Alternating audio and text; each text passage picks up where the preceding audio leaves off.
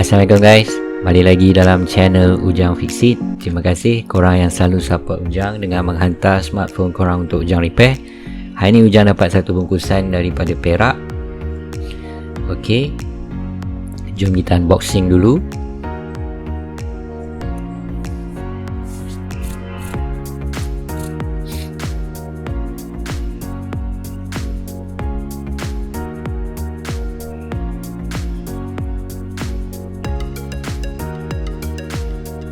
Okay, kita ada satu note kat sini. ROG 3 tak boleh on. Kalau boleh check dulu masalah apa sebab. Sebelum kita teruskan lebih lanjut, kepada yang belum subscribe, subscribe dulu. Terima kasih.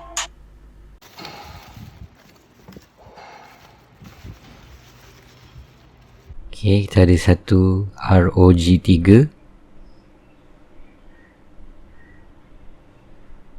Try tekan on. Tak boleh tak respon. Baca nota dia ni. Kalau boleh check dulu masalah apa sebab tak tahu punca apa.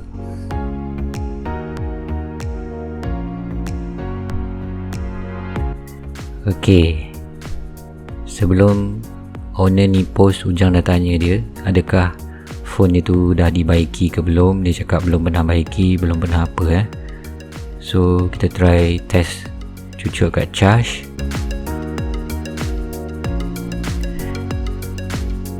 Kita dapat 0.10 ampere. 0.1 ni biasanya 0.1, 0.6, 0.8. Masalah RAM rosak biasanya. Ok, kalau test kat phone Ujang boleh charge. Test kat phone dia, tak ada apa-apa. Lampu merah pun tak ada.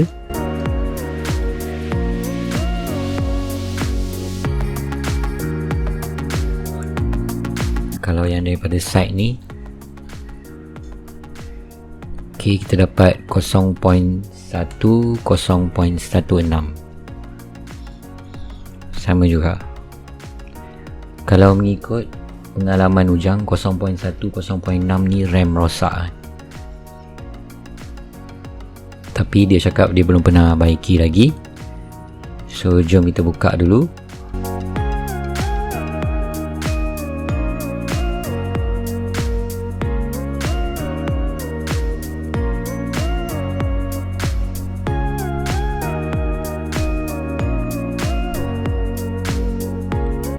ROG 3 ni jarang orang hantar. Kalau ROG 5 ada.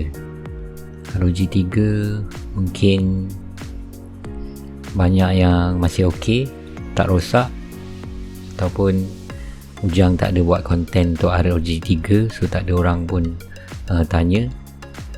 Kebanyakan diorang hantar ROG 5, ROG 5S, ROG 5 Ultimate. Tengok dah ada warranty sticker warranty sticker dah kena buka. Biasanya macam ni dah ada kedai dah buka lah. Ok, tak apa, kita tengok dulu kat dalam dah kena repair ke belum.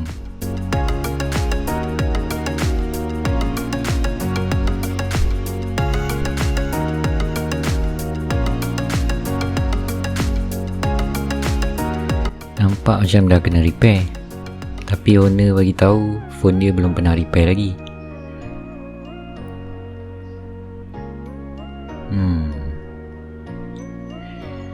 Kalau model ROG ni, kalau dah pernah kena repair, memang Ujang sebenarnya tak ambil. Sebab kalau masalah CPU dan RAM, biasanya kedai-kedai yang hebat-hebat je yang buat, yang pro-pro je buat, sifu-sifu je yang buat RAM dengan CPU ni. So kalau diorang dah buat, sebab macam diorang pun terror, diorang pun sifu, diorang dah buat tapi tak boleh, takkanlah Ujang buat pun boleh pula.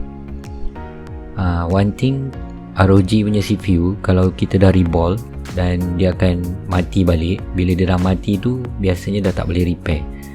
Sebab first kerosakan pertama dia sebab CPU dia tak connect dengan board sebab panas. So bila kita dah buang gam, kita dah reball, CPU dia jadi panas dan shorting. So second time repair biasanya tak akan sukses lah. Sebab tu selalu Ujang tanya, kalau ROG korang dah repair, Ujang tak ambil untuk baiki. Dia antara dua tu lah, RAM dengan CPU. Punca phone tu tak boleh on. Ok, ni kalau tengok tadi ampere meter, biasanya 0.4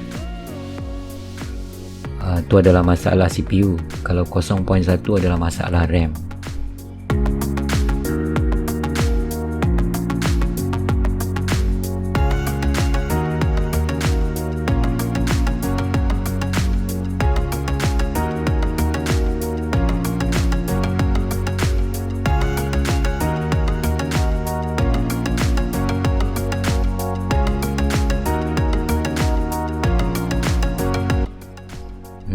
Dah kena buat.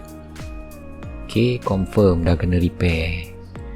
Mungkin owner ni beli phone second hand, tapi owner pertama tak cerita yang phone tu sebenarnya dah kena baiki.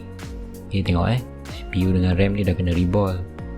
Dekat situ dah, dia punya plate shield tu pun dah kena potong kan, sebab nak reball. Ok, kalau yang macam ni biasanya Ujang tak akan teruskan lah. Ujang akan tunjuk video ni dekat owner dan Ujang akan explain dia kenapa. So kalau pun Ujang repair dia hidup, nanti dia tak tahan lama. So benda macam ni Ujang tak suka. So at least customer bayar, barang dia ok, dia boleh pakai, dia boleh backup, tu dah ok. Nanti Ujang akan pasang balik dan pulang balik kat customer. Minta maaf, hari ni tak dapat tunjuk dekat korang macam mana nak fix ROG 3 ni. Kalau korang nak repair phone dengan Ujang, boleh contact Ujang. Kalau yang daripada luar nak post phone kat Ujang pun boleh, tak ada masalah. Contact Ujang dulu, jawab beberapa soalan. Kalau semuanya ok, korang boleh post phone kat Ujang. Ok, terima kasih kerana menonton. Kita jumpa lagi dalam video akan datang. Bye bye.